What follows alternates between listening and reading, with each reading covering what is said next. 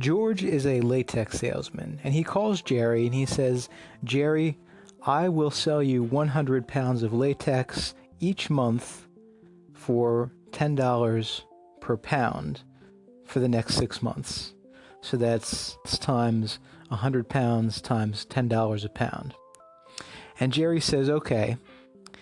And the very next day, George sends Jerry an email saying that the latex is tendered at George's manufacturing facility for Jerry to pick up. And Jerry, before he goes to pick up the latex, discovers that he can actually get latex for $8 a pound, and he decides he doesn't want to continue with the contract with George. Can George enforce the contract against Jerry?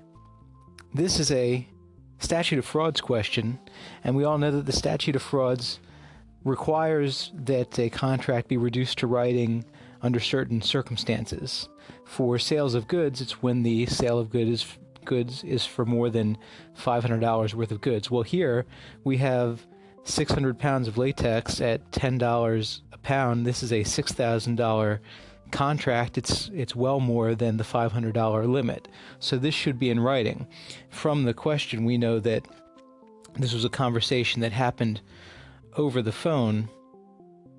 There was a writing when George sent an email to Jerry, but if it didn't have the significant terms, namely the quantity and the parties, then it wouldn't count as a writing. Here, it probably does contain the quantity and certainly the parties, because the email is addressed to someone and it comes from someone.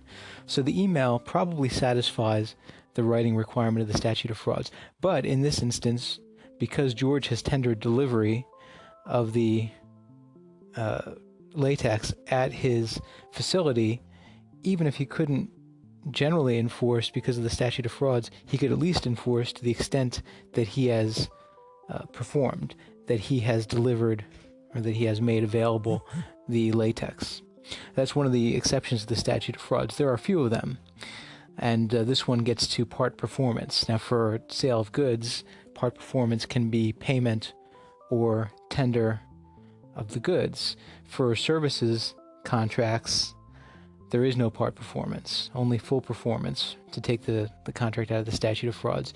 And for sale of land, where if you recall, for land contracts dealing with more than 1 year regarding rights in land require a writing. But payment in whole or in part for possession of the land or adding valuable improvements to the land would be part performance for a sales contract. Hope you found this example helpful in your studying of contracts for the MBE exam and the statute of frauds.